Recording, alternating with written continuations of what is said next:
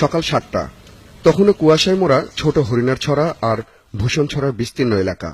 বিশাল আয়তনের জলারবনের জল থেকে ভেসে উঠছে কুয়াশার চাদর। বৈঠার তালে এগিয়ে চলে নৌকা। সকাল যখন 8টা, তখন বনের ভিতরে খানিকটা দৃশ্যমান। দেখা মেলে রাঙ্গামাটির অনাবিষ্কৃত সেই সোয়াম্প ফরেস্ট, সহজ বাংলায় জলার বন।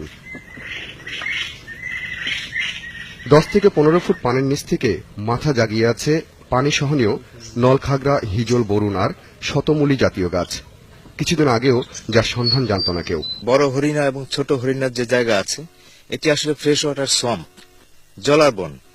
আমরা এখানে দেখতে পেলাম অনেক জলজ উদ্ভিদ, জলচর প্রাণী এবং আশেপাশে যে উদ্ভিদগুলো আছে তার মধ্যে পানিবাজ, নলখাগড়া, পানির নিচের অনেকগুলো দল দাম, আর আছে চড়ুই পাখি।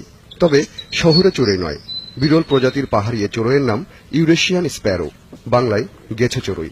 বাংলাদেশে এই ধরনের যে মিঠা পানির সোয়াম্পগুলো আছে, আমরা সাধারণত জানি টাঙ্গুয়ার হাওর, হাকালুকি হাওর, রাতারগুল, কিন্তু চিটাগং হিল ট্র্যাক্টসে এই যে হাই এলিভেশনে আমাদের যে আপল্যান্ড ওয়েটল্যান্ডস, ছোট হরিণা তেমনই একটা জায়গা। আমি মনে করি যে এইখানে যে জীববৈচিত্র্য আছে সেটা গবেষণার অনেক সুযোগ আছে। রাঙ্গামাটির বরকল উপজেলার এই জল অরণ্যকে রীতিমতো গুপ্তধনের সাথে তুলনা করছেন গবেষকরা। এখন গবেষণার মাধ্যমে এই বনের বিস্তার